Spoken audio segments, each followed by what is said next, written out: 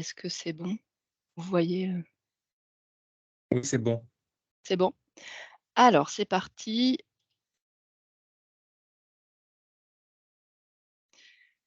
donc je laisse la parole à Antoine Merci Brouillot. Karine. Merci Karine pour cette, introduction. Donc en guise, de préambule sur ce webinaire, une première diapo, pour vous rappeler, évidemment, un certain nombre d'entre vous, et en tout cas la majorité d'entre vous savent, qu'il existe une réglementation sur la traçabilité des dispositifs médicaux implantables. Heu, Karine, je veux bien que tu avances la présentation. Voilà, donc qui a pour objet donc la traçabilité des DMI, donc qui doit être effectuée en en en en temps réel, à chaque étape et par chaque acteur du circuit. Donc on part de la réception des DMI par la pharmacie à usage intérieur, par un enregistrement informatique en temps réel.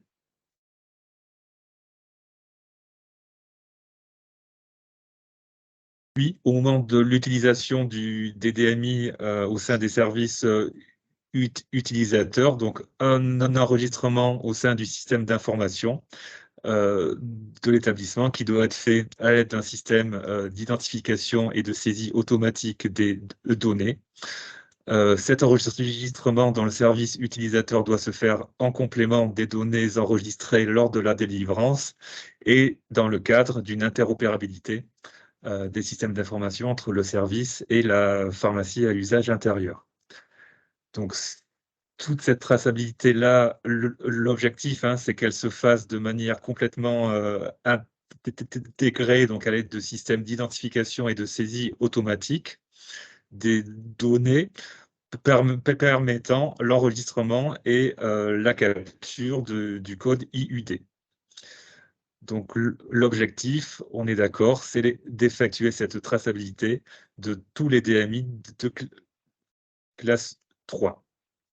Et donc on vous a remis en fin de diapo les références, donc que vous connaissez, donc l'arrêté du 8 septembre, 2021 relatif au management de la qualité du circuit des DMI, le décret du 7 décembre, de 2020 et finalement le règlement, européen, relatif aux dispositifs médicaux du 5 avril 2017.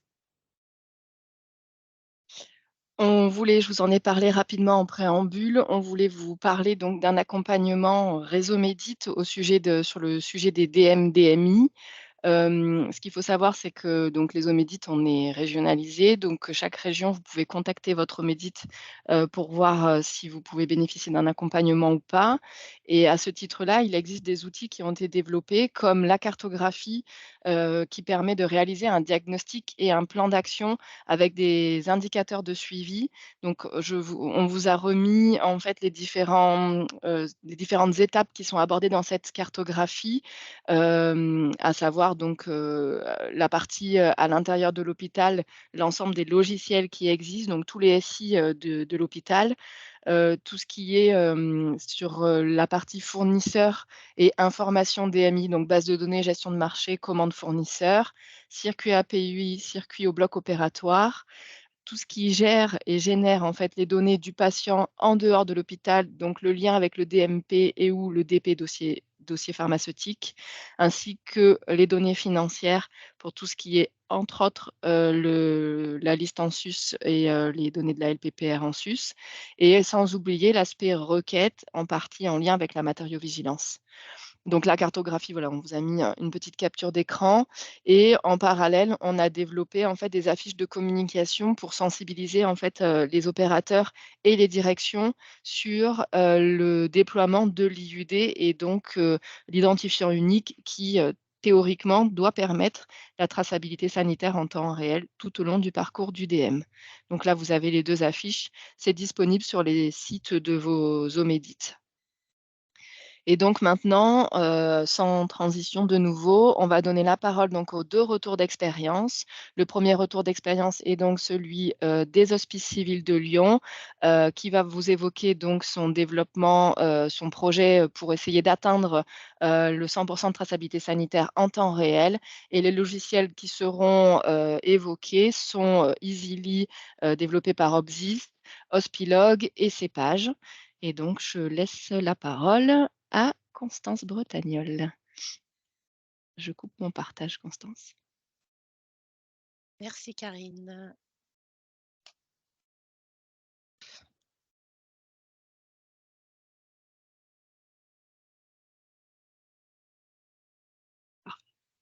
C'est bon pour la présentation? Bonjour à tous, donc je suis Constance Bretagnol, je suis responsable du SMQ-DMI aux HCL. Donc c'est un poste que j'occupe à mi-temps et donc pour lequel je dépends de la direction de la qualité. J'occupe également un autre mi-temps où je dépends du pôle de pharmacie et où j'ai la charge de mettre en conformité le circuit d'approvisionnement des implants dentaires. Donc, je viens vous faire le retour d'expérience donc des HCL. Donc, une présentation rapide des HCL. Nous sommes un CHU multisite composé de 5 groupements hospitaliers, 13 hôpitaux, évidemment multispécialités. On décompte environ 140 salles de blocs opératoires et salles interventionnelles aux HCL, ce qui représente 45 équipes de blocs et nous avons 5 PUI, une par groupement.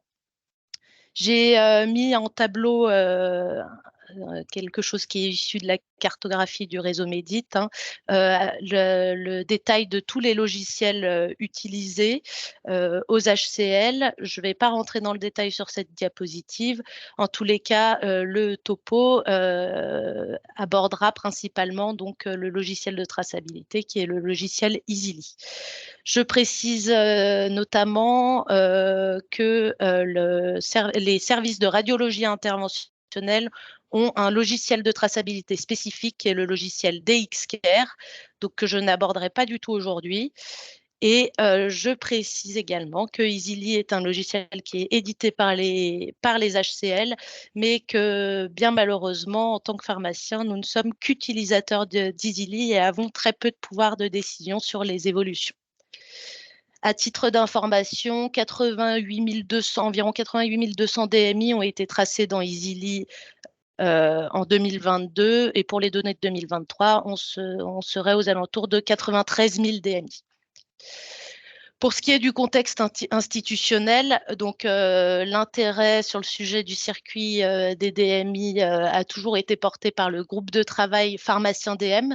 Donc il y a un groupe de travail du pôle pharmacie qui regroupe l'ensemble des pharmaciens DM des 5 groupements des HCL sur lequel on travaille activement en tous les cas sur le circuit des DMI, mais effectivement l'intérêt institutionnel en tous les cas sur le circuit du DMI a été renforcé depuis ma prise de fonction de RSMQ, avec un enjeu qui constitue bien sûr un enjeu fort de sécurisation des soins pour les patients pris en charge dans nos établissements.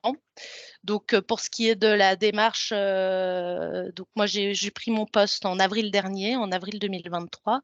Donc, pour ce qui est de la démarche qui a été mise en place, on s'est appuyé sur l'outil Interdiag DMS-DMI qui est proposé par l'ANAP, qu'on a pu déployer au niveau des 5 PUI pour ce qui est du module PUI, de 9 services utilisateurs d'Easily et on a également utilisé l'outil pour les 5 services de radiologie interventionnelle, utilisateurs du logiciel DX. Tout ça est vraiment réalisé dans un enjeu d'harmonisation des pratiques au sein des HCL. Nous sommes également basés sur l'indicateur régional CAQES qui est paru en 2022 au niveau de la région Auvergne-Rhône-Alpes, qui est spécifique au DM-DMI et notamment l'objectif 1 qui avait été d'évaluer les moyens dont dispose l'établissement pour le circuit du DMI. Donc, on travaille vraiment sur ce circuit des DMI en équipe avec, comme je le mentionnais avant, le GT pharmacien DM, bien sûr l'équipe SMQ DMI et évidemment la direction des services numériques. Pour un peu plus de concret, j'ai essayé de schématiser de la manière la plus simple possible les outils de notre système d'information pour le circuit des DMI. Donc, notre logiciel de gestion économique et financière est le logiciel CEPAGE, qui correspond donc à notre logiciel de commande et notre logiciel de marché. On dispose d'une direction des achats donc, qui intègre les DMI référencés au sein de notre logiciel CEPAGE. Donc, l'intégration de tous les DMI référencés aux HCL se fait manuellement par la direction des achats dans notre logiciel CEPAGE. Actuellement, on n'est pas pourvu et interopéré avec une base de données externe pour l'intégration des données relatives aux DMI référencés aux HCL dans notre logiciel de GEF. Donc ça, c'est un point un peu difficile de notre circuit, on va dire. Ensuite, pour tout ce qui est transmission de commandes auprès des fournisseurs, donc on a des transmissions qui sont dématérialisées de nos commandes, avec notamment la transmission de nos commandes en EDI via la plateforme Hospitalis. Donc les commandes émises dans notre logiciel CEPAGE sont transmises aux fournisseurs via la plateforme Hospitalis. On dispose également d'un outil qui est la plateforme Ascali pour tout ce qui est la transmission des demandes de dépôt temporaire aux fournisseurs. Donc ça, ce sont des outils qui nous permettent de faire des transmissions dématérialisées de nos commandes. Ensuite, on dispose d'un logiciel de gestion de stock PUI qui est le logiciel Hospilog, qui est interfacé avec notre logiciel de GEF et toutes les réceptions physiques et comptables de matériel sont réalisées dans ce logiciel Hospilog. Notre logiciel de traçabilité est le logiciel Easily, qui est également interfacé avec CEPAGE pour toutes les données, le référentiel de nos produits. Easily vient de CEPAGE et dans l'autre sens, Easily communique avec CEPAGE pour tout ce qui est commande de régularisation de pause. Le point noir de notre circuit du DMI se situe entre le logiciel Hospilog et Easily, puisque ces derniers ne sont pas interopérés. Donc, ce qui génère au niveau des PUI une double saisie des étapes de réception et de consommation dotation. Donc, tout ce qui est aspect comptable est réalisé dans le logiciel Hospilog et tout ce qui est traçabilité sanitaire est réalisé dans notre logiciel Easily.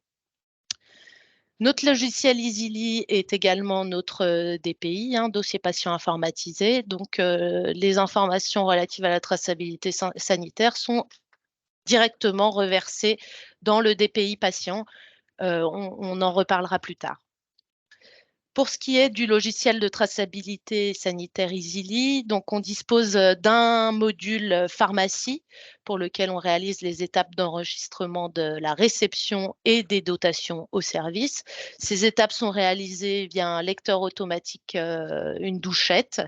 La douchette, le seul prérequis pour l'utilisation de cette douchette, et lorsque l'on scanne pour la première fois le DMI dans Easily, il faut qu'on fasse une étape d'appairage du code HCL, donc de notre code GEF interne, avec le DMI et les informations qui sont lues par la douchette.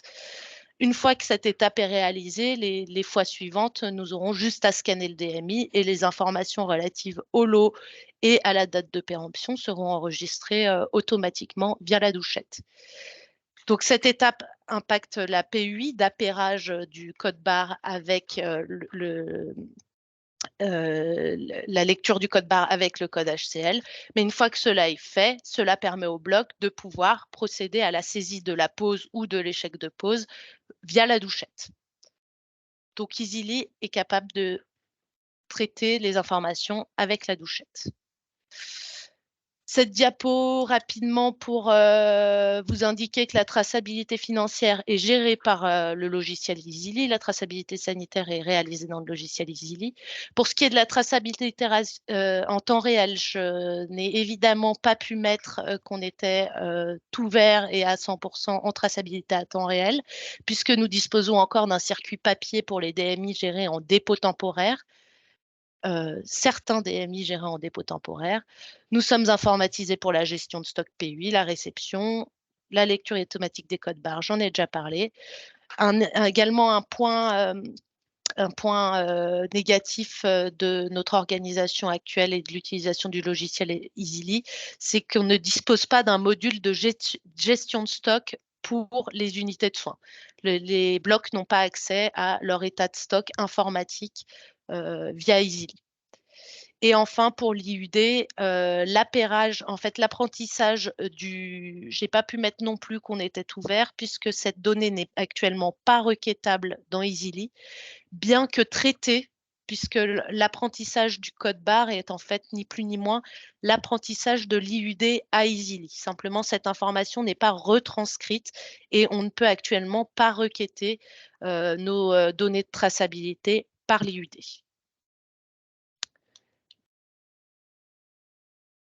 Pour ce qui est de notre circuit du dépôt des DMI gérés en dépôt permanent, je me suis permis de reprendre les schémas utilisés sur les documents de comment organiser le circuit des DMI proposé par l'ANAP.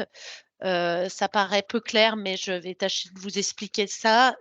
Donc, du coup, pour les DMI gérés en dépôt permanent, le fournisseur procède à la livraison des DMI au sein des PUI. Les PU procèdent à l'enregistrement et l'enregistrement de la réception des DMI dans Easily.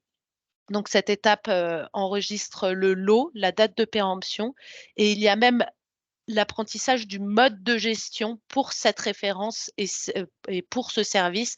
On peut apprendre à Easily que cette référence est gérée, par exemple, en dépôt permanent.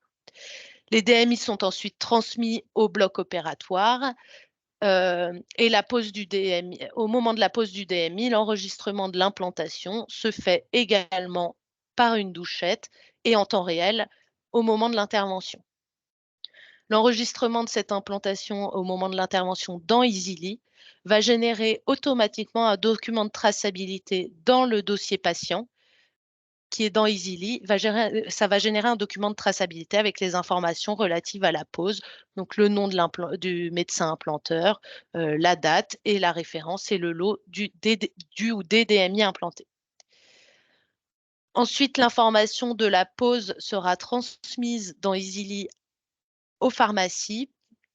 Donc, ce sera une demande de réapprovisionnement qui sera transmise via le module commande d'Easily. Et on a la chance, depuis que nous avons le logiciel GEF Cépage, depuis 2 ans ou 3 ans maintenant, 2 ans, que ce module Easily soit interfacé avec notre logiciel de commande. Ça signifie qu'à partir du moment où les préparatrices récupèrent l'information de la pose du DMI, la validation de cette information va générer automatiquement une commande de réappro, de régularisation et de réappro dans ces pages qui sera ensuite transmise à via Hospitalis au fournisseur. Donc, comme je vous le disais, Easily permet de renseigner le mode de gestion du DMI, donc qu'il soit en dépôt temporaire, en dépôt permanent, ou par défaut, si on ne renseigne pas un mode de gestion, c'est que le DMI est géré en achat. Pardon. Du coup, on renseigne donc ce que je vous disais, le fournisseur, l'unité fonctionnelle du service concerné, le type de dépôt, permanent ou temporaire, et le libellé du dépôt. Et on implémente toutes les références concernées par ce dépôt. Donc, on peut faire le choix d'un même dépôt pour un seul fournisseur et on renseigne tous les stents, par exemple biliaires, pour ce fournisseur et pour ce service. Donc, cela permettra après, dans Easily, d'avoir l'information que le DMI est géré en dépôt temporaire et cela sera retranscrit par ce camion noir que j'ai mis en photo au-dessus de la capture d'écran. Le camion bleu repère les DMI gérés en dépôt permanent. Il y a également un module qui est très intéressant et qui permet de renseigner la dotation théorique, c'est-à-dire le nombre de références nécessaires en dotation pour le service et par référence. Donc, cet outil est très intéressant pour avoir l'information de l'état des stocks nécessaires pour le fonctionnement du service. Simplement, ce module n'est pour le moment pas du tout abouti puisqu'il faut renseigner manuellement pour chaque référence et pour chaque UF, ajouter la référence et renseigner manuellement la dotation théorique avec l'impossibilité d'intégrer un fichier Excel pour renseigner toutes ces données. Je pense notamment à des services d'orthopédie où il y a 3000 références en dépôt. C'est un peu compliqué de renseigner manuellement chaque référence. L'autre point fort d'Easily, c'est donc la transmission de l'information de l'utilisation du DMI par le bloc pour les pauses, mais également pour les échecs de pause, puisque le bloc a la possibilité de renseigner qu'il s'agit d'un échec de pause. Donc, ça se fait via le module commande. Donc, à partir du moment où le DMI est utilisé et tracé par le service, on retrouve l'information de son utilisation, de sa pause ou de son échec de pause dans ce module commande. Donc, on a l'information qu'on doit renouveler ses DMI. On retrouve également l'information du mode de gestion du DMI. Par exemple, là, la ligne d'embase tibiale avec le camion noir. Donc, on sait que cette référence est gérée en dépôt permanent. À partir de ce module, on va pouvoir aller renseigner les informations relatives au renouvellement et à la facturation de ce DMI. Donc, pour un DMI en dépôt permanent, on va pouvoir aller renseigner que le DMI est à renouveler et à facturer dans ce module. Une fois ces informations validées, elles seront transmises au logiciel Cépage qui générera la commande de régularisation et de renouvellement auprès qui sera validée par la pharmacie et ensuite transmise au fournisseur via la plateforme Hospitalis. Donc, comme je l'évoquais avant, il y a également une limite à ce logiciel, c'est effectivement qu'il n'y a pas d'accès à la gestion de stock pour les unités de soins. Donc, l'unité de soins, le bloc, ne peut pas consulter son stock informatique et est obligé de solliciter la pharmacie pour connaître le niveau de stock informatique des DMI. En fait, l'accès au module Easily Pharmacie est vraiment réservé avec une habilitation pharmaceutique réservée aux PPH et aux pharmaciens. Donc, on a des réflexions à mener sur les droits et les habilitations du module gestion de stock avec une réflexion pour un accès en mode consultation pour les unités de soins afin qu'ils puissent consulter en temps réel leur stock informatique de DMI. Donc ça fait l'objet d'une demande d'évolution auprès de la DSN. Pour ce qui est de notre circuit pour les DMI gérés en dépôt temporaire, en prêt, donc un peu le nerf de la guerre pour atteindre 100% de traçabilité sanitaire des DMI. Suite à la réalisation des autodiagnostics avec l'outil Interdiag DMS-DMI, on s'est aperçu qu'il y avait un réel enjeu d'harmonisation des pratiques sur les différents GH, notamment pour l'étape de gestion de la demande et du recours à la plateforme Ascali, qui n'est pas utilisée de manière uniforme par l'ensemble des pharmacies de groupement. Et également, on a pu observer que certains groupements réalisaient une traçabilité en temps réel pour certains petits dépôts temporaires. Donc, par petits dépôts temporaires, j'entends des dépôts temporaires de moins de 10 références. Donc, je vais vous présenter les deux circuits des DMI gérés en dépôt temporaire aux HCL. Donc, le premier qui est quand même majoritaire avec une traçabilité qui est réalisée a posteriori des DMI, a posteriori de la pause, mais également une traçabilité qui peut être faite en temps réel par le bloc opératoire. Donc, le circuit des dépôts temporaires, la chose se complexifie nettement pour ce schéma. Donc, la demande part évidemment du bloc opératoire qui fait une demande pour un patient donné auprès de la pharmacie. La pharmacie va alors réaliser la demande au fournisseur après validation pharmaceutique sur la plateforme Ascali. Donc, cette demande est transmise au fournisseur.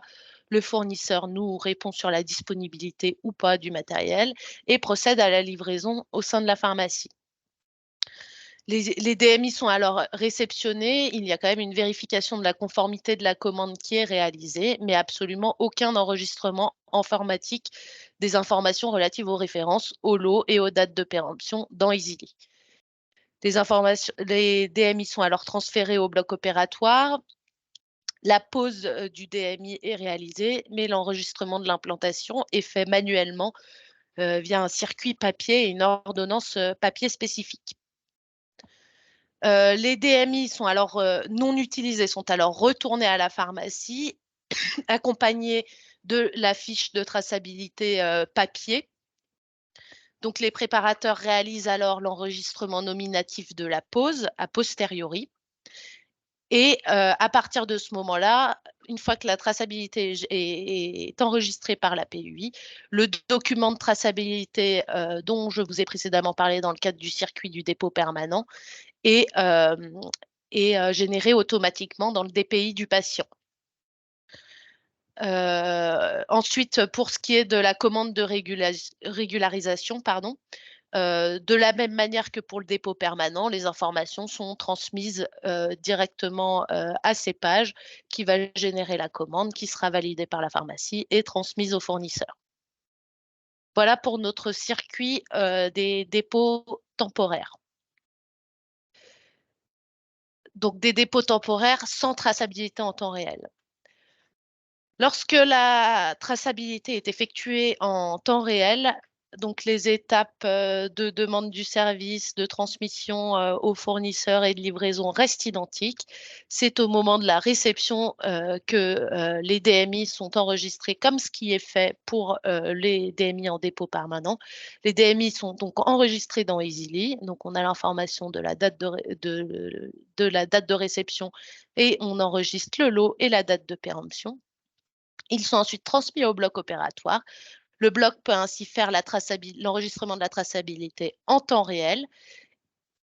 Le document de traçabilité est alors généré automatiquement dans le dossier patient. Ça a son importance puisque je vous expliquerai un peu le contexte de mise en place de ces circuits. Les DMI sont ensuite non utilisés, sont retournés à la PUI. Tous les DMI non utilisés sont sortis d'EasyLy en sortie de stock dans le module retour fournisseur. Donc, on a l'information qu'on les rend de manière effective au fournisseur. Pour ce qui est de la commande de régularisation, encore une fois, c'est toujours la même logique de validation et de génération de commandes de régularisation dans CEPAGE. Donc, la traçabilité en temps réel, je vais quand même vous contextualiser la mise en place de ces circuits dans les PUI. En fait, ça a été fait au sein d'un groupement dans le cadre de la pose des prothèses mammaires. Et ça a fait suite à une demande médicale qui était de remettre le document de traçabilité à la sortie, à la sortie immédiate des patientes, sachant que c'était des patientes prises en charge dans des parcours ambulatoires. Donc, il fallait immédiatement il était nécessaire que la traçabilité soit réalisée en temps réel pour que le document soit généré dans le dossier patient et puisse être transmis à la patiente dès son départ. Donc, dans ce contexte-là, la pharmacie a accepté d'enregistrer donc les prothèses mammaires, sachant qu'effectivement, ce ne sont pas des dépôts temporaires pour lesquels nous avons 500 références et seulement 2 sont utilisées. Les prothèses mammaires, en général, c'est maximum 8 implants pour une pose de 2 implants, donc ce n'est pas trop chronophage en termes de temps de réception pour la pharmacie. L'autre exemple, c'était un autre groupement qui a fait cette démarche pour les implants les lentilles intraoculaires, pardon. En fait, il y avait une gestion qui était vraiment très chronophage des réconciliations d'inventaire avec notamment un fournisseur, puisqu'il y a de nombreux dépôts temporaires qui sont gérés en ophtalmologie pour ces implants. Et du coup, dans ce contexte, pour s'affranchir de ces réconciliations à rallonge, le fait de réaliser la traçabilité en temps réel de chacune des étapes du circuit, tout ce qui est demandé par la réglementation, prend son sens parce que nous permettait de dire, parce qu'évidemment, dans ces réconciliations d'inventaire, il y avait beaucoup d'implants qui avaient déjà été régularisés, retournés aux fournisseurs depuis bien longtemps, mais malheureusement, on n'avait pas la traçabilité informatique pour justifier et montrer aux fournisseurs qu'on l'avait rendu. Alors, on retrouvait des informations, mais pas de manière très simple et pas dans le logiciel EASY. Donc, le parti a été pris de traiter la traçabilité en temps réel pour permettre de s'affranchir de toute cette gestion très chronophage des réconciliations d'inventaire. Bien sûr, la limite de ce circuit de traçabilité en temps réel pour les dépôts temporaires ne peut s'appliquer que pour des petits dépôts, puisque effectivement la réception est très chronophage pour les pharmacies, malgré le scannage des dispositifs. Mais ça peut nous pousser à avoir des pistes de réflexion, notamment à l'intégration d'un fichier Excel qui serait transmis par le fournisseur et comprenant l'ensemble des références contenues avec les informations de lot et de péremption contenues dans le dépôt temporaire. Après, avec une réflexion de consolidation des informations transmises par le fournisseur. Donc, pour pas juste intégrer ce fichier Excel, peut-être scanner 3 ou 4, ou 10 refs contenus dans le carton pour s'assurer que les informations transmises dans le fichier Excel soient bien conformes et exactes. Constance, on va devoir Oui. terminer. Ben, j'ai fini. C'était juste pour conclure que pour avoir un circuit de DMI tout à fait interopérable, nous avons encore des choses à améliorer, notamment l'intégration d'une base de données, s'affranchir de cette double saisie de l'étape de réception dans nos deux logiciels et perfectionner notre gestion de l'IUD. Mais tout ça, les difficultés majeures que nous rencontrons, ce sont d'intégrer nos demandes d'évolution à la feuille de route de la direction des services numériques. Je vous remercie. Merci Constance. On va maintenant passer la parole. Antoine, je vais te laisser prendre du coup la Oui, présentation. sans transition. Donc je vais passer la parole à la Polyclinique Bordeaux-Nord-Aquitaine. Donc il va nous faire à son tour son retour d'expérience. Donc je vais lancer le partage. Juste si vous pouviez me confirmer que vous voyez bien mon écran. Oui, pas en plein écran par contre. Parfait, Là, c'est bon? OK. parfait. On vous écoute. Merci d'avance.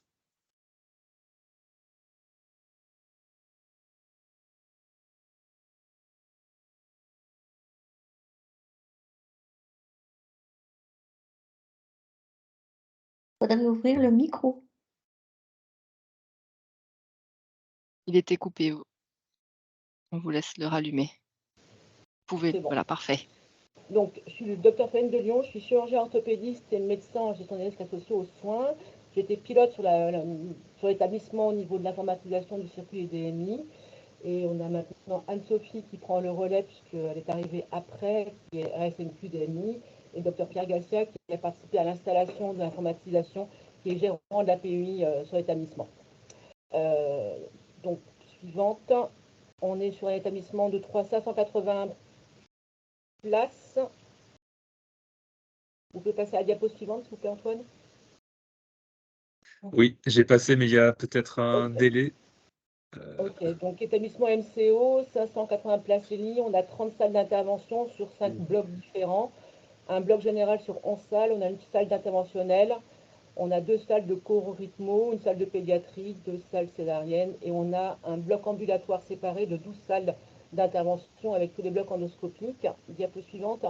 On a quasiment toutes les spécialités Au niveau des MI les plus concernés, ortho, dont la chirurgie rachidienne, la chirurgie vasculaire et la choro, qui sont vraiment des gros poseurs. Et après, on a quasiment toutes les spécialités. On n'a pas l'ophtalmo, la cardio et la neurochir, c'est ce qui nous manque. Et donc, activité d'endoscopie. On a environ 30 000 interventions par an et 31 000 DMI posés par an. C'est à peu près notre activité au niveau des différents blocs. Diapo. Alors nous, on a commencé très tôt la démarche d'informatisation. Notre cahier des charges initial, c'était en fait de répondre aux exigences réglementaires. On n'avait pas encore l'arrêté du 8 septembre quand on a commencé le travail, mais comme on avait déjà différents textes avant, on voulait, et il y avait déjà eu un travail auparavant, et ça faisait partie des actions qui étaient préconisées dans le travail qui a été fait en gestion des risques sur l'informatisation du circuit. On voulait donc assurer la protection des données, surtout simplifier tous les circuits qu'on avait, simplifier le travail de chacun et simplifier la traçabilité. Et avec une lecture des codes barres et du UD et avoir une possibilité d'extension d'emblée.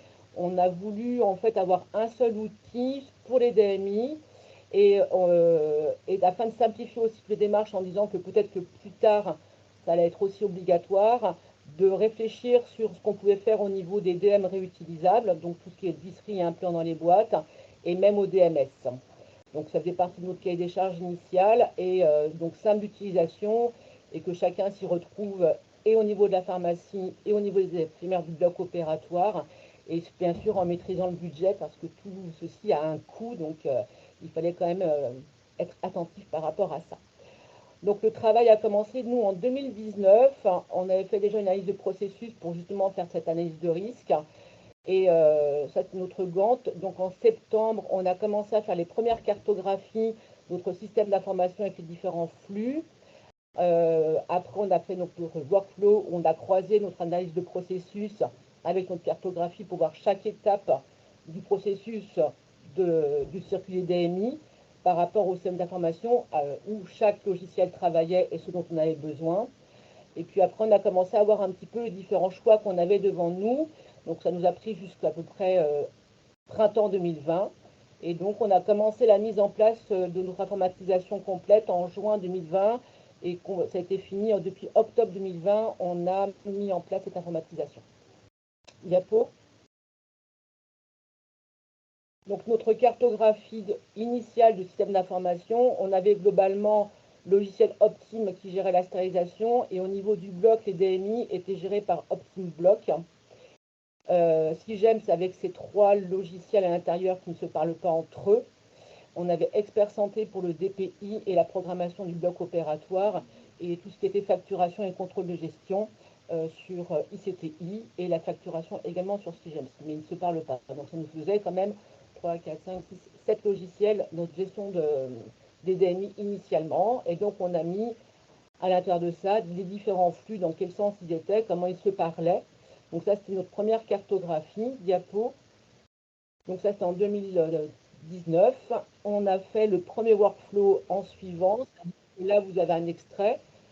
Pour chaque étape du circuit DMI, on a croisé notre processus avec les différents logiciels en se disant, ben voilà, au moment de la commande, quel logiciel intervient, ce dont on a besoin, qu'est-ce qui est fait exactement au niveau de la demande, de la commande, de la réception, de l'implantation et après du renouvellement, avec effectivement toujours cette vision un peu globale qui va plus loin que les DMI, mais on parle des DMI aujourd'hui.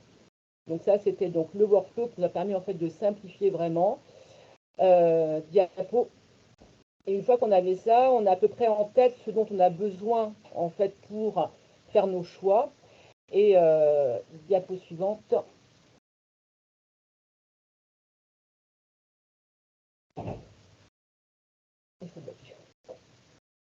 Vous passez sur la diapo suivante.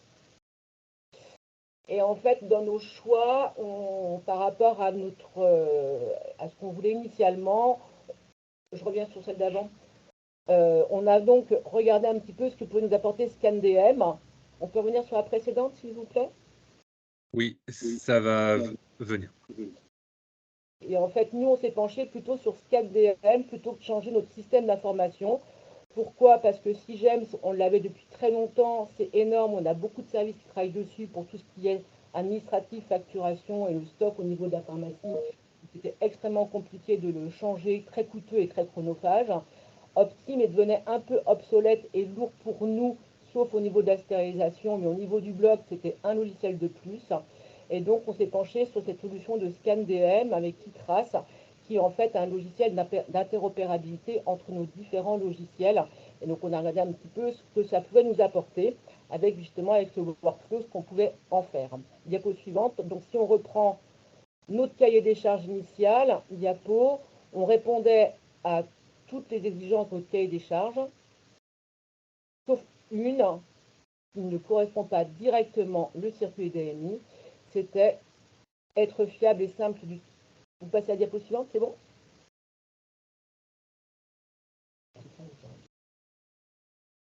Voilà, le seul truc qu'on n'avait pas rempli par rapport à notre cahier des charges, ou en tout cas pas vérifié, c'était être fiable et simple d'utilisation parce qu'on voulait surtout pas rajouter encore du travail, même si on savait qu'on allait apporter vraiment un confort au niveau des préparateurs en pharmacie, mais également au niveau du bloc opératoire parce qu'elles ont forcément beaucoup de réticences au niveau de la traçabilité et en tout cas que personne n'y travaille en plus ou des logiciels en plus.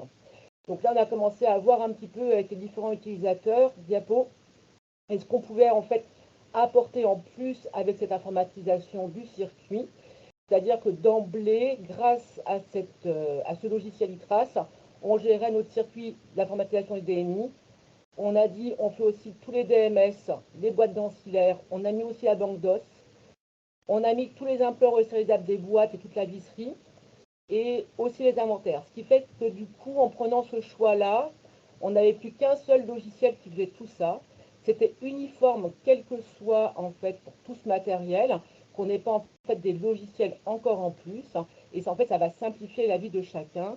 Et en plus, pour supprimer encore du travail et des outils, on a intégré tout ce qui est gestion du bloc opératoire. Donc côté infirmier, c'était checklist de timing, où ça faisait encore d'un autre logiciel, un troisième pour elle, les fiches éco, les rapports d'intervention, tout ce qui est bien nettoyage, les réunions, etc., ouverture. Donc tout ce qui est vraiment traçage du bloc, on l'a aussi intégré dans notre réflexion. Et c'est comme ça qu'on a pu en fait réussir à convaincre et à faciliter le travail et des préparateurs en pharmacie et des infirmières qui sont quand même le deuxième volet qui n'est pas des moindres au niveau de la traçabilité. Diapo. Au niveau des infirmières, on va passer à la diapo suivante directement. Elles travaillaient sur OptimST, OptimBlock et DPI.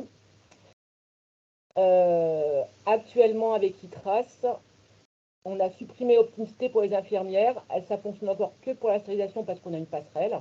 OptimBlock, on l'a complètement supprimé parce qu'on fait une traçabilité de tout ce qui est implanté et utilisé au bloc avec ScanDM. On a tout mis dedans. Et Expert Santé, tout ce qui est traçabilité et intervention a été supprimé aussi. Donc, on n'a qu'un seul outil avec une tablette dans la salle d'opération. Au niveau des préparateurs en pharmacie, diapo suivante, ils travaillaient essentiellement avec Optim et Sigem Stock, qui gèrent en fait toute la pharmacie, le stock, les commandes, etc. Et en fait, diapo, on leur a supprimé Optim Block. Et on a la passerelle entre ITRAS et Sigem, ce qui nous permet en fait d'avoir, il n'y a plus de recopiage, il n'y a plus de création étiquette, tout ça qui est complètement fini, en gérant en fait les achats, les dépôts permanents et les dépôts temporaires. Diapo. En fait, ScanDN nous permet d'avoir une interface entre les logiciels qu'on a simplifiés. Pour les implants restérilisables et les visseries, diapo suivante, on a mis en place en fait des fiches ou des plaques comme ça, où on a créé des QR codes. Et en fait, soit comme sur les implants comme ça, on n'a strictement rien pour tracer. On crée ces QR codes qui sont scannés en salle d'intervention, donc en temps réel. Et on les a nous en dépôt, donc ça va alimenter directement sur la commande qui va être générée automatiquement. Et on a aussi une fiche de traçabilité pour tous ces implants qui favorise le travail de la pharmacie et également au niveau du bloc opératoire. Donc on a plein de planches comme ça. On a créé tous nos codes barres pour simplifier le travail de chacun. Diapo suivante. Alors une fois qu'on a réfléchi à tout ce qu'on pouvait mettre en place, on a refait de nouveau le workflow pour qu'on puisse faire tous les paramétrages informatiques avec ce que pourrait nous apporter ScanDM. Donc on a repris toutes les étapes du circuit des DMI, que ce soit en dépôt et en dépôt temporaire.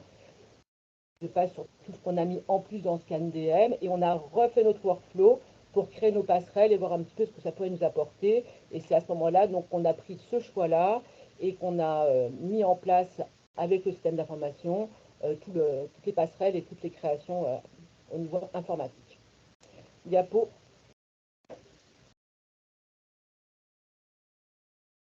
Donc globalement, on garde nos logiciels de base. Au niveau administratif, on reste sur Stigems. Au niveau de la planification du bloc opératoire, on reste sur le DPI Expert Santé. Et au niveau du bloc opératoire, on a tout qui est géré uniquement par la tablette, qui va en fait tracer en temps réel toutes les implantations. La réception se fait au niveau de la pharmacie. On a des préparateurs en pharmacie au sein des différents blocs opératoires. Ils font les réceptions, etc. Et en fait, au niveau de l'implantation, avec la tablette également, on va pouvoir tracer l'implantation. Les préparateurs récupèrent en temps réel la traçabilité, valident l'intervention, et donc ça part directement sur Stigems, et ça va donc pour les dépôts permanents générer la commande automatique. Et après, de la même façon, tout ce qui est implantation est envoyé automatiquement sur Stigems au niveau de la facturation. Et il y a des contrôles qui se font en parallèle, mais au niveau de la facturation, on a également cette passerelle qui est faite et qui nous permet d'avoir toute la traçabilité financière qui est faite automatiquement. On a une passerelle au niveau de la stérilisation parce qu'on sert aussi des boîtes, mais voilà. Donc on a cette informatisation globale avec nos différents logiciels.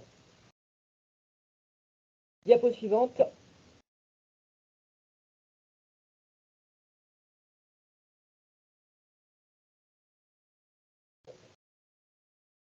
Les principales difficultés qu'on a rencontrées, en fait, c'était au niveau de la préparation avant la mise en place. Ça nécessite quand même un pilotage et un groupe de travail avec pas mal de personnes.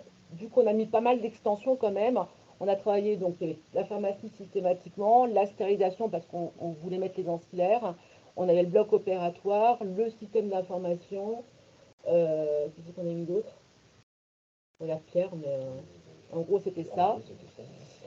S'il y avait aussi la facturation, les admissions aussi, pour tout ce qui était effectivement dossier médical. Donc on faisait on avait un groupe de travail, on se rencontrait très très fréquemment. Donc on a fait notre cartographie, tous les processus, les workflows, et après notre principale difficulté, c'était le paramétrage, puisque par rapport à notre logiciel de stock et de commande qui est donc Stigems, et ben on s'est rendu compte en mettant cette interface, quand on bip l'UID ou le code barre, on a des références qui sont exactes avec des tirets, des points, des slash, etc. Et que depuis longtemps, au niveau de Stigems, pour simplifier, ben on n'avait pas forcément recopié tous les codes barres, exactement les références, il peut y avoir des espaces. Donc ça ne reconnaissait pas en fait entre le QR code lu, la référence et Stigems. Et en fait, c'était essentiellement des problèmes de paramétrage. Et chaque difficulté qu'on a rencontrée sur les quelques premiers mois, c'était des problèmes de paramétrage de notre côté. Donc on a fait le nécessaire rapidement pour pas mettre en difficulté les personnes qui travaillaient sur le circuit UDN. Au niveau de la mise en place, c'était aussi le suivi. On avait donc cette base de données à corriger. Ça nous a pris bien 3 mois. Ouais, 3 mois. On a même mis quelqu'un en place à temps plein pendant 3 mois, je crois, pour tout corriger. Tellement on avait de choses à corriger. Et donc on a, pendant plus de 6 mois, on a été suivi avec un suivi interne, avec des audits et un suivi aussi externe avec donc, le logiciel d'interface qu'on avait choisi. Et la dernière difficulté qu'on avait rencontrée, c'est sur le plan humain, avec une grosse réticence d'emblée. Toujours la peur du nouveau, de travailler en plus ou quoi que ce soit. Donc il a fallu présenter longuement le projet et être beaucoup, beaucoup, beaucoup sur le terrain pour leur montrer, leur expliquer et puis avoir tous les retours de difficultés, des choses qui n'étaient pas loues ou quoi que ce soit, parce qu'en fait, si on les essaie, on va accumuler au fur et à mesure et en fait les gens perdent complètement et sont trop réticents et on a senti pendant un petit moment que c'était un petit peu compliqué, donc on était vraiment sur le terrain pour tout corriger. Et actuellement, en fait, je pense que plus personne ne veut revenir en arrière, donc c'est vraiment tellement simple, donc tout le monde est très très content. Donc aujourd'hui, en tout cas, on a l'informatisation du circuit DMI. Au niveau dépôt et achat, on a la commande, la réception, l'implantation, on a la fiche de traçabilité, on a qui est implantée directement dans le DPI. et qui va aussi dans le DMP. On l'a paramétré. Au niveau des dépôts temporaires, je vois Anne-Sophie, on est informatisé. On est informatisé, mais il n'y a pas de... On est informatisé, mais il n'y a pas de transfert immédiat des réceptions dans notre logiciel de gestion de stock. C'est seulement les implants qui sont posés qui remonteront en fait dans le logiciel Sigems. Mais la réception et le retour de tous les implants, donc de tout le prêt, se fait quand même dans notre logiciel ITRAS. C'est-à-dire que la commande se fait aussi avec Ascali, on s'en sert beaucoup. Et toutes les réceptions sont informatisées par ITRAS, ça reste dans ITRAS. Au niveau de l'implantation, on sert d'ITRAS, mais comme le code, la référence n'existe pas dans la base de données, une fois que l'intervention avec le contrôle des pharmaciens, on crée dans Sigems, je regarde Anne-Sophie, on crée dans Sigems, mais automatiquement, comme c'est dans ITRAS, une fois qu'ITRAS se trouve dans Sigems, ça alimente automatiquement notre logiciel de stock. Donc on a quand même l'informatisation quasiment en temps réel à ce niveau-là. Je pense que voilà. En tout cas, à nos yeux, ça ne pose pas de problème particulier. Donc, traçabilité sanitaire en salle d'intervention avec la fiche de traçabilité, le DMP c'est fait, diapo suivante. Donc, ça au niveau du circuit DMI. On a la gestion des stocks pour tout ce qui est dépôt permanent et achat. ITRAS nous permet en fait d'avoir cette gestion des stocks. J'avoue qu'on ne s'en sert pas spécialement par ITRAS. La pharmacie se sert beaucoup de la gestion des stocks au niveau de Sigems. Mais via ITRAS, on peut aussi l'avoir. Donc ça, on l'a au niveau, ça nous gère tous les périmés. On gère tous les périmés également. Et donc ça va jusqu'à la facturation qui se sert effectivement de Sigems et également de ITRAS parce que ça l'alimente directement. Diapo. Néanmoins, avec tout ça, tout le monde dit que ça fait gagner beaucoup de temps. Donc c'est vrai qu'au niveau de la pharmacie, on n'a plus de création de code barre, toute la réception est faite, etc. de façon informatique. Donc c'est vraiment un gain de temps pour tout le monde et pour le bloc opératoire aussi. Un confort de travail vraiment important parce qu'elles ont juste une petite tablette, etc.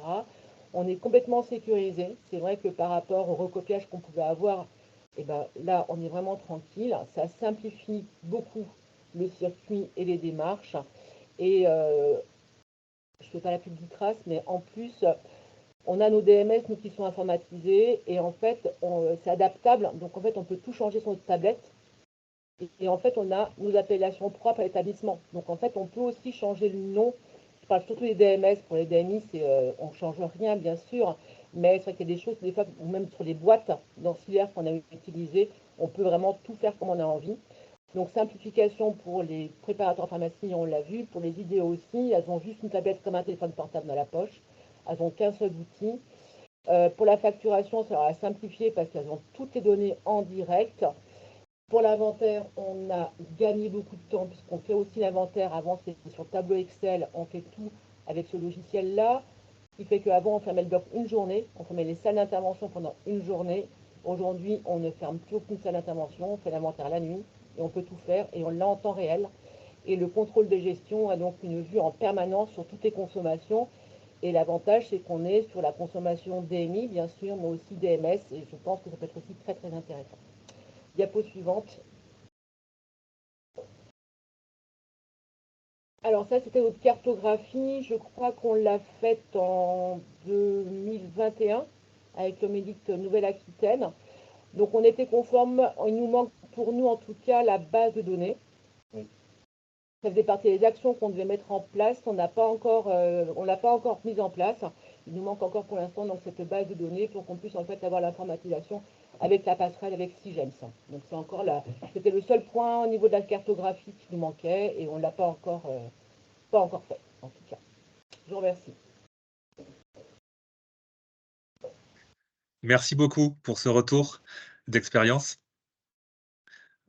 Karine, je pense qu'on peut passer à la séquence de questions-réponses sur le Exactement. chat. Alors, compte tenu du timing, on va trier donc les questions. Donc, on vous l'a dit, pour ceux qui auraient raté les quelques minutes d'introduction, les questions se font via l'onglet Q&R, donc questions-réponses Au niveau de votre barre Teams, on ne prend pas de questions à l'oral tout de suite. Les questions en lien avec un logiciel seront traitées dans la deuxième phase. Donc, la première question, s'est portée, alors je pense que les 2 établissements peuvent répondre. Ce serait intéressant d'avoir les effectifs en place pour la traçabilité des DMI et les rôles. Alors sur les HCL, on est sur du multisite, mais peut-être avoir sur la gestion plutôt de ce que vous avez déployé en lien avec les dépôts temporaires, les prêts, Constance? Excuse-moi, j'ai pas bien entendu la question initiale. C'était la question se portait sur les effectifs en place pour réaliser la traçabilité des DMI et les rôles des différents acteurs. Oui, alors ça va dépendre des Des groupements, mais c'est sûr qu'il y a il y a des effectifs, mais ça sera dépendant des groupements et de l'activité du site, hein. Et pour les rôles dans la traçabilité, Je suppose. nous c'est les PPH, hein, qui procèdent aux étapes de réception et dotation dans Easily. Et après, moi j'insiste là-dessus, la traçabilité au niveau du bloc et de la responsabilité des équipes de bloc. Merci. Alors, il y avait une autre question. Je pense que ça peut, être une réponse conjointe avec les utilisateurs de ScanDM et utilisateurs d'Easily. C'était, vous arrive-t-il parfois de devoir gérer des DMI à la fois en prêt temporaire et en dépôt? Et si oui, comment faites-vous? Comment faites-vous pour la traçabilité des DMI d'ostéosynthèse non stériles? Il y a 2 questions. Le premier, c'est le double circuit finalement, une référence, 2 circuits. Moi, je veux bien juste répondre en tout cas pour ce qui est des dispositifs médicaux non stériles, puisqu'en fait, ceux-là, nous, ils sont tracés. Ils sont tracés avec nos planches de QR code qui sont créées en fait. On a créé nos planches en tout cas pour les dépôts. Pour tout ce qui est dépôt, en fait, on a créé nos planches pour tout ce qui est en non stérile. Donc en fait, ça ne fait pas partie de l'arrêté, mais en fait, on l'a fait d'emblée. Parce qu'en fait, sinon, on va encore multiplier les outils et en fait, l'infirmière au bloc opératoire sera bien moins performante en traçabilité si en fait elle a plein de méthodes différentes pour travailler. Donc en fait, c'est pour ça qu'on a tout mis dedans. Donc nous, on a créé nos codes barres. Après, dépôt plus prêt, Anne-Sophie dit qu'on en a. Oui, on a des références en effet qui sont gérées à la fois en dépôt et à la fois en prêt. Pour ce qui est dépôt, comme je disais, la réception est faite dans SIGES, notre logiciel de gestion de stock, alors que pour le prêt, on ne réceptionne pas dans la gestion de stock, on ne scanne que dans notre logiciel e-trace. Et en fait, on ne réceptionnera a posteriori que ce qui a été posé.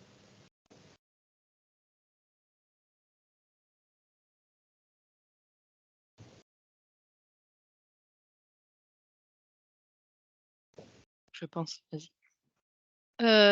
Pour ce qui est de la gestion prêt temporaire et dépôt, alors de mon côté, ça va encore une fois dépendre des groupements, mais pour moi, ma logique, quand j'étais justement en groupement, c'était plutôt de refuser cette pratique puisque je vois pas tellement à part complexifier les circuits et bon, je vois pas vraiment l'intérêt. Autant avoir un dépôt de taille adaptée, à l'activité, qui évolue, hein, bien sûr, mais bon, on peut demander une augmentation de dépôt plutôt qu'un prêt temporaire en plus. Et encore une fois, on rencontrait cette problématique parfois en ortho, mais c'est aussi une organisation de programme opératoire qui me paraît modulable en tous les cas sur une activité programmée, hein. J'entends évidemment si on a une activité d'urgence, c'est peut-être plus compliqué, mais bon, à la fois, on peut adapter la taille de son dépôt à notre activité d'urgence. Et pour de l'activité programmée, moi, j'aurais plutôt tendance à dire à l'équipe du bloc d'adapter son programme opératoire à la taille des dépôts. On a une question pour... Pardon. Non, non, C'est c'était bon. juste pour la traçabilité de Oui, l'ostéosynthèse. oui, pardon. Effectivement, si elle nécessite un renouvellement, on la trace avec. Il arrive, oui, elle peut être tracée avec un lot fictif, on va dire. On renseigne un lot qui n'en est pas un, puisque par principe, il n'y a pas de lot pour du non stérile. Merci. On va encore prendre 2 questions. Pour l'équipe de Bordeaux, la traçabilité est faite en sortie de salle par les PPH sur une feuille de papier? Je vous reprends. La traçabilité sanitaire, elle est faite en temps réel avec une tablette dans la salle d'opération et tout ce qui est donné au chirurgien est bipé systématiquement en temps réel. Donc en fait, on a directement, et une fois que l'intervention est finie, le dossier bouclé, en fait, ça part de façon informatique aux préparateurs informatiques qui sont au bloc opératoire, qui récupèrent directement, ils ont accès au logiciel, et en fait, ils ont en fait l'intervention en temps réel.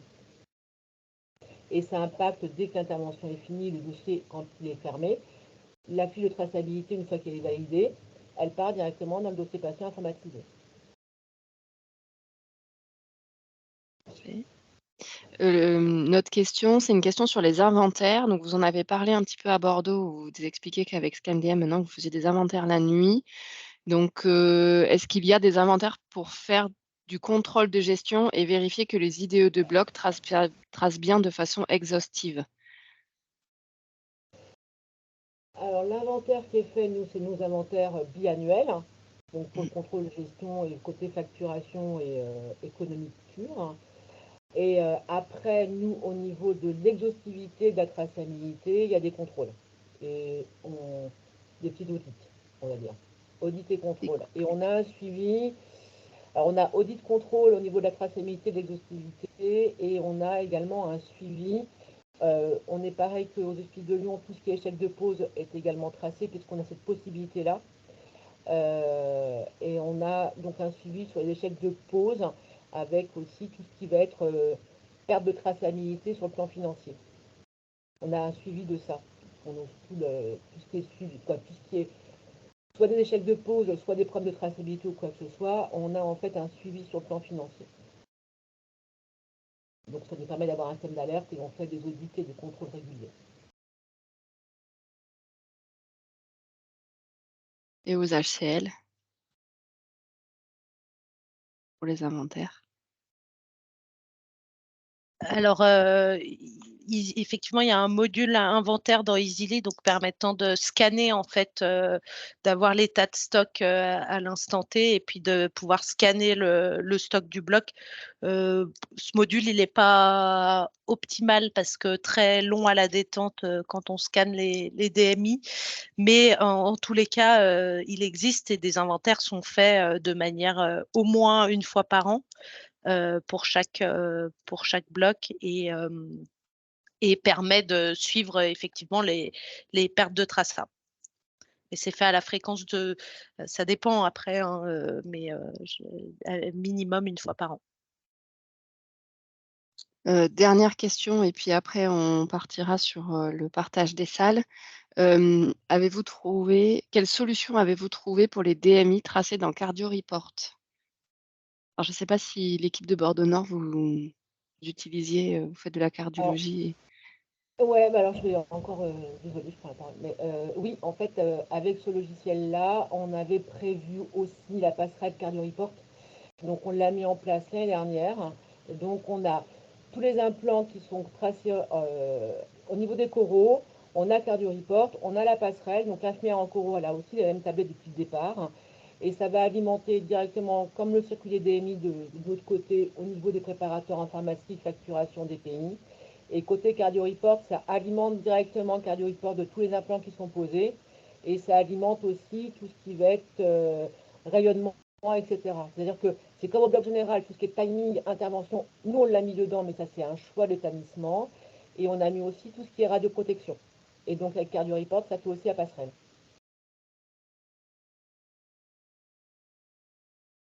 Si j'ai répondu à la question.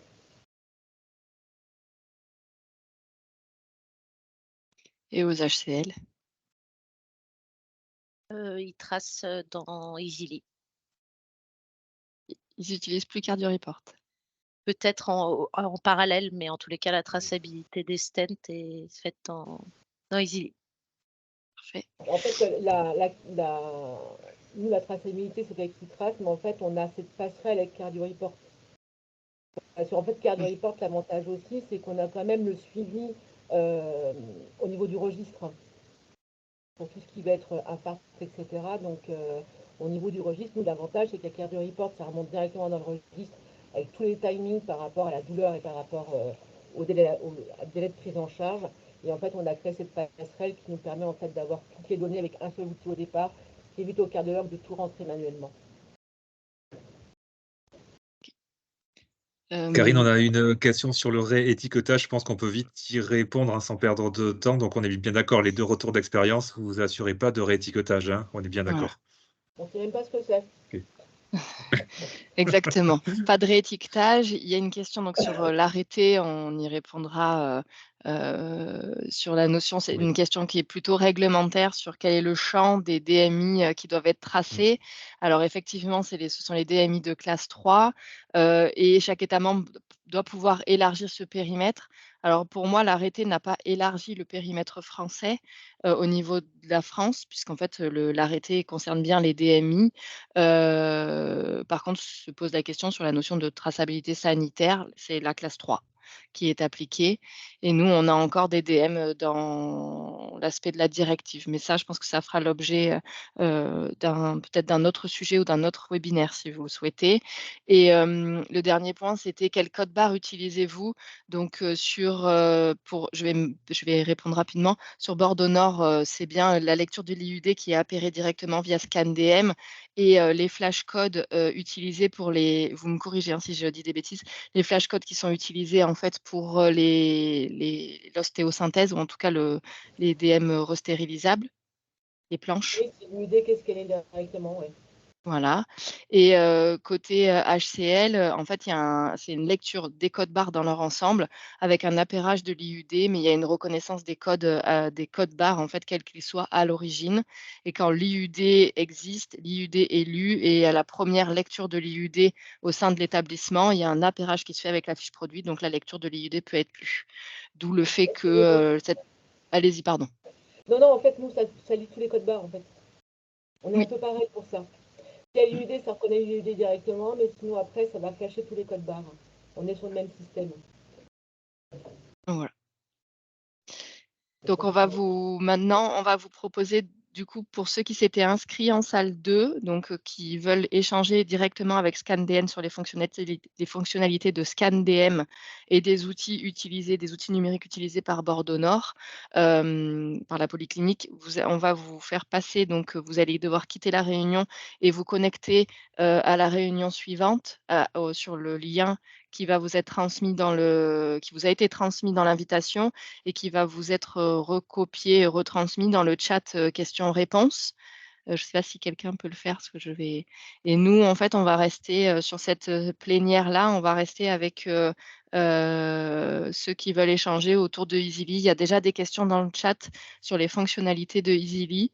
Donc on vous laisse faire le switch. Je ne sais pas si quelqu'un a mis, le lien. Hop. Oui, c'est bon, Karine, je viens de le C'est mettre normalement OK, parfait. et normalement, vous pouvez cliquer. Ah ouais, Voilà, si soit vous retrouvez via vos mails le lien pour basculer en salle 2, soit vous pouvez cliquer directement dans le chat, questions-réponses. Et et nous, donc on en ce qui va me concerne, je vous rester retrouve donc en salle 2 avec les intervenants de voilà, la clinique la de polyclinique. Bordeaux. Alors normalement, Merci, comme à on va bientôt. basculer merci. Merci. Alors je vais couper l'enregistrement.